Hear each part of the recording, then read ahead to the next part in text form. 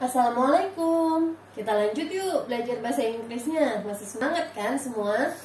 Hari ini kita belajar tentang simple past tense. Yang pertama kita belajar tentang simple past tense untuk positive sentence dulu ya.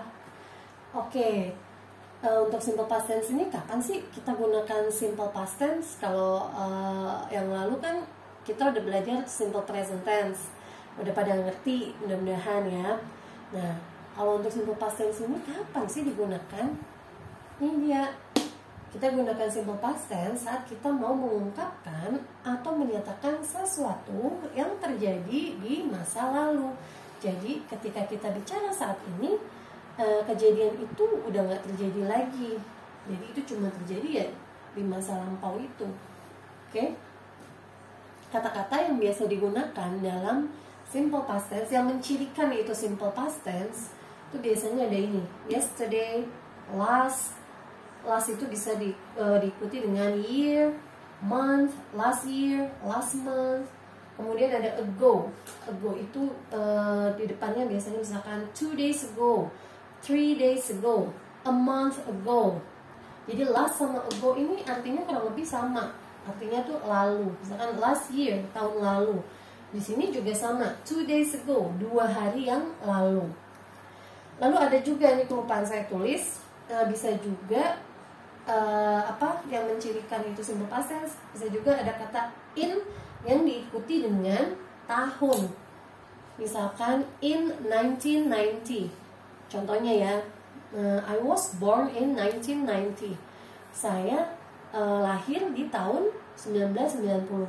Jadi ini bisa tambahin sendiri nih, in, kemudian dilanjutkan dengan tahun. Oke, kita lanjut ke rumusnya. Yang pertama, subject plus verb to. Jadi untuk yang ada kata kerja atau menyatakan suatu tindakan, kita pakai rumus yang ini. Subject plus verb to, nggak ada be-nya. Jadi habis subject langsung ke kata kerja bentuk kedua. Apaan tuh kata kerja bentuk kedua? Ya, kata kerja bentuk kedua itulah yang dipakai dalam simple past tense. Oke, jadi seperti yang kita ketahui, dalam bahasa Inggris itu ada 2 jenis kata kerja, yaitu regular and irregular verbs. Nah, kalau regular verbs itu kata kerja yang bentuk dasarnya atau verb one-nya misalkan watch nih, nonton. Nah, kata kerja kedua, verb 2 dan verb 3 itu tinggal ditambahin ed. Contoh lain, play, bermain. Verb satunya play, verb 2-nya played, verb 3-nya played, sama, ditambahin ed. Sedangkan yang irregular itu verb 1-nya, verb 2 dan verb 3 bentuknya beda. Contoh ini, both. Kalau kata kerja bentuk pertamanya atau verb 1-nya itu buy. Nah, verb 2-nya jadi both. Verb 2-nya sama, both juga. Ada lagi mulai, begin. Verb 2-nya began, verb 3-nya began. Kemudian ada lagi makan, eat. Verb 2-nya ate, verb 3-nya eaten. Oke. Nah, untuk yang punya kamus di rumah, ada kamus, bisa dilihat tuh di kamus di halaman-halaman terakhir biasanya dia ngasih daftar kata kerja irregular. Contohnya kayak gini. Nih, maaf ya, kamusnya udah jadul banget, tapi masih bisa kebaca kan? Ini ada apa ya? Eat,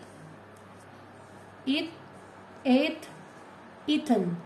Dan kata-kata kerja lain yang irregular verb, yang berubah bentuk, verb 1, verb 2, and verb 3-nya. Jadi untuk di simple past tense kita pakai yang ini nih, yang tengah, verb 2. Oke? Yuk kita lanjut. Jadi untuk yang kalimat yang menyatakan kata kerja atau suatu tindakan, kita pakai rumus yang ini. Subject plus verb 2. Untuk semua subjek. Jadi mau subjeknya I, you, we, they, he, she, atau it, rumusnya kita pakai ini. Tapi kalau menyatakan sesuatu kondisi atau situasi, kita pakai ini, be. Subject plus was atau were. Nah, kapan sih pakai was, kapan pakai were? Sama kayak simple present tense. Beda-beda kan. Was di sini dipakai untuk yang subjeknya I, he, she, it. Jadi kalau subjeknya itu I, he, she, it, kita pakai was. Tapi kalau subjeknya you, we, they, kita pakai were. Ingat, subjek I, he, she, it kita pakai was. Sedangkan you, we, they kita pakai were. Biar gak bingung, langsung ke contoh. Yang pertama, I bought a new book yesterday. Saya membeli buku baru kemarin. Di sini kata kerja nih, bought, membeli.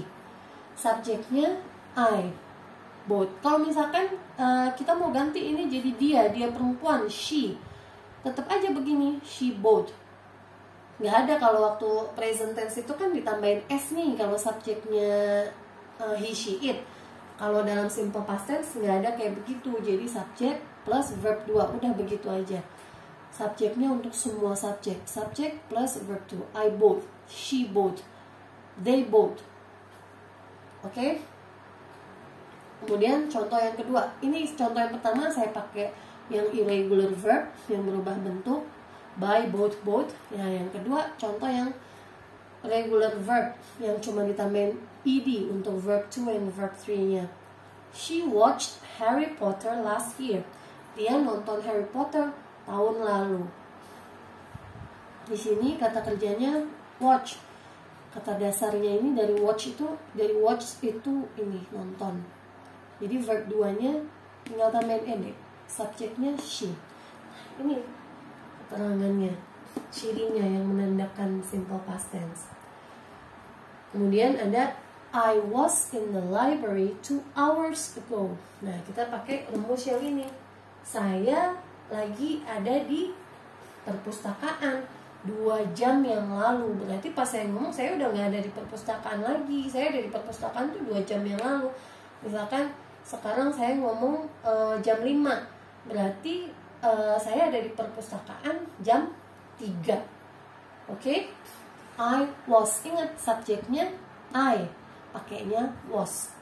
Kalau misalkan mau ganti subjeknya jadi we, kita, berarti ini diganti dengan apa? Benar, diganti dengan were. We were in the library 2 hours ago.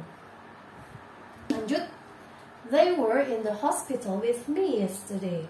Mereka ada di rumah sakit dengan saya kemarin. Oke. Sini kita pakainya were karena subjeknya adalah they. They were in the hospital with me yesterday. Jadi kalau saya ngomong saat ini misalkan hari ini nih hari Senin, berarti mereka ada di rumah sakit sama saya tuh kemarin pas hari Minggu. Misalkan saya ngomongnya nih hari ini di rumah sakit, saya juga lagi di rumah sakit, tapi mereka saat ini nggak ada di rumah sakit karena mereka di rumah sakit sama saya kemarin. Oke? Nah, untuk contoh yang tadi misalnya yang pakai in, tadi yang saya udah bilang, I was born in 1990. I was born in 1984.